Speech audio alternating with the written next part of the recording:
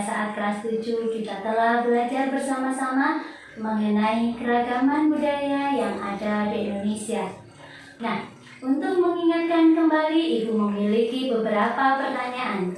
Apa kira-kira budaya Buddhis itu? Kemudian, apa saja kira-kira budaya Buddhis itu? Dan yang terakhir, bagaimana kalian menghadapi keragaman tersebut? Nah, pada kesempatan kali ini kita akan belajar bersama-sama mengenai keragaman budaya yang ada di dunia. Mari kita mulai pembelajaran hari ini bersama Ibu Narti.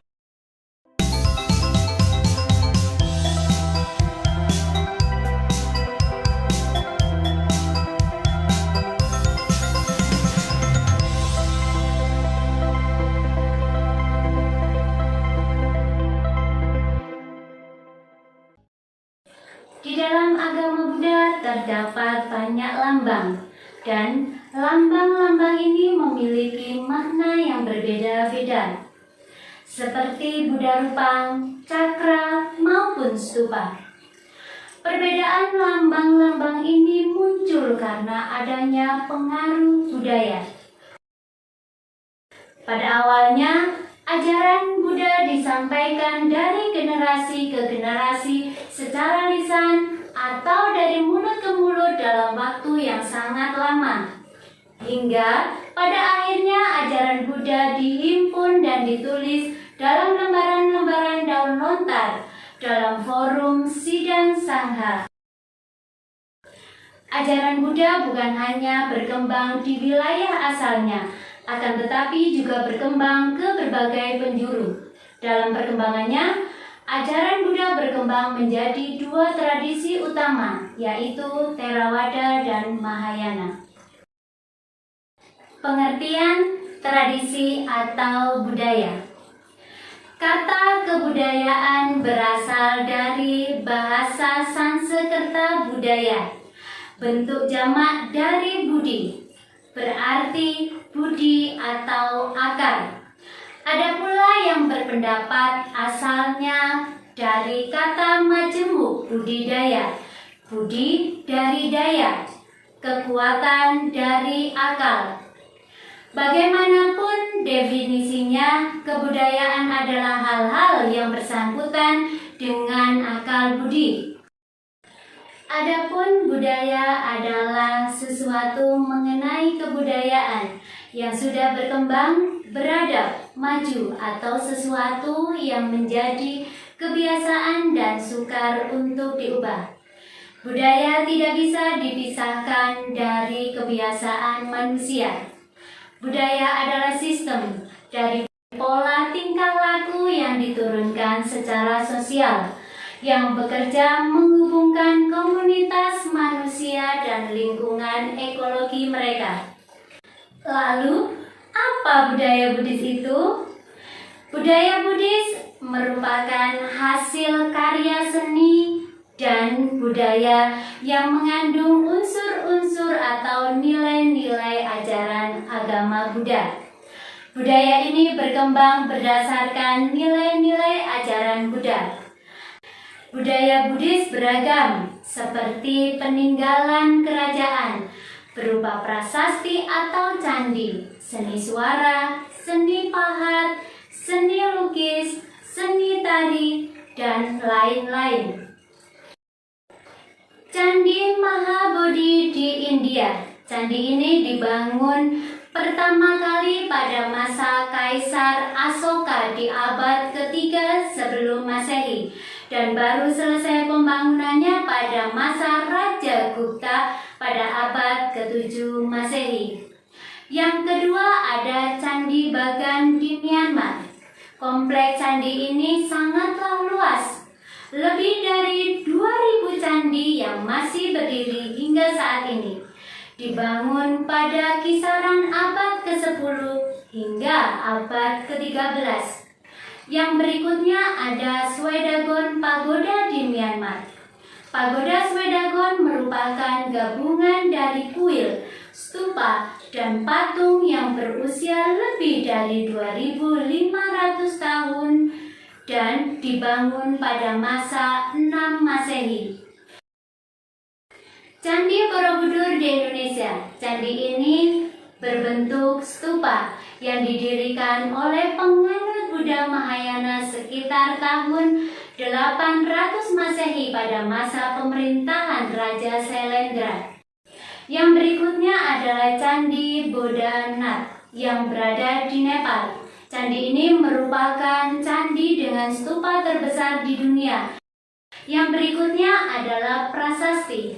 Prasasti adalah piagam atau dokumen yang ditulis pada bahan yang keras dan tahan lama, seperti batu dan logam. Yang pertama ada Prasasti Nalanda. Prasasti ini menjelaskan tentang Raja Dewa Paladewa dari Kerajaan Pala yang telah mengabulkan permintaan Maharaja dari Swarnadwipa untuk membangun sebuah biara Buddha di Nalanda. Prasasti Kalasan. Prasasti ini menyebutkan bahwa guru Raja Sailendra berhasil memperoleh persetujuan dari Pancapanya atas permintaan keluarga Sailendra untuk membangun bangunan suci Dewi Tara dan sebuah biara bagi para pendeta, serta menghadiahkan Candi Kalasan untuk Sangha. Yang berikutnya adalah seni rupa. Seni rupa Buddhis atau seni rupa Buddha merupakan seni rupa yang dipengaruhi ajaran agama Buddha. Karya seni ini meliputi beberapa media seperti arca, relief, lukisan yang menampilkan Buddha atau Bodhisattva, serta berkaitan dengan praktik ritual Buddha seperti wajra, genta, dan stupa. Berikutnya ada seni suara. Seni suara yang masih bisa kita jumpai pada saat ini dan berkembang adalah Sayamvara Tipitaka Gatha. Merupakan ajang untuk mempelajari keragaman irama, lagu maupun tata cara melantunkan teks-teks suci pada kitab suci. Yang berikutnya adalah seni tari. Seni tari yang bisa kita jumpai saat ini bernuansa Buddhis adalah tari Dunhuangmeng yang menggambarkan kebaikan, kewibawaan, dan kemegahan Buddha yang penyayang. Berikutnya adalah tari Buddha Pelita Dunia. Tarian ini menggambarkan keceriaan dan rasa bahagia para siswa Buddha karena Sang Buddha telah mencapai penerangan sempurna. Kemudian ada tarian Bodhisattva 1000 tangan. Tarian ini menggambarkan Bodhisattva Kuan Yin yang memiliki 1000 tangan yang menandakan kemampuannya untuk menolong orang-orang yang membutuhkan. Keragaman budaya yang ada di dalam agama Buddha menunjukkan keragaman dan kekayaan yang dimiliki oleh agama Buddha sebagai media untuk mengembangkan Buddha Dhamma. Kita sebagai umat Buddha seyogyanya menjaga dan melestarikan Buddha Dhamma. Dari pembelajaran kali ini dapat disimpulkan bahwa dalam agama Buddha terdapat banyak lambang dan masing-masing lambang memiliki makna yang berbeda-beda. Budaya adalah sesuatu mengenai kebudayaan yang sudah berkembang atau sesuatu yang telah menjadi sebuah kebiasaan. Sedangkan kebudayaan Buddhis merupakan hasil seni karya Buddhis yang mengandung unsur-unsur nilai-nilai ajaran Buddha. Bagaimana anak-anak? Apakah ada pertanyaan? Atau adakah yang belum dimengerti? Sebagai bahan evaluasi, silakan kalian kerjakan soal-soal yang telah Ibu berikan.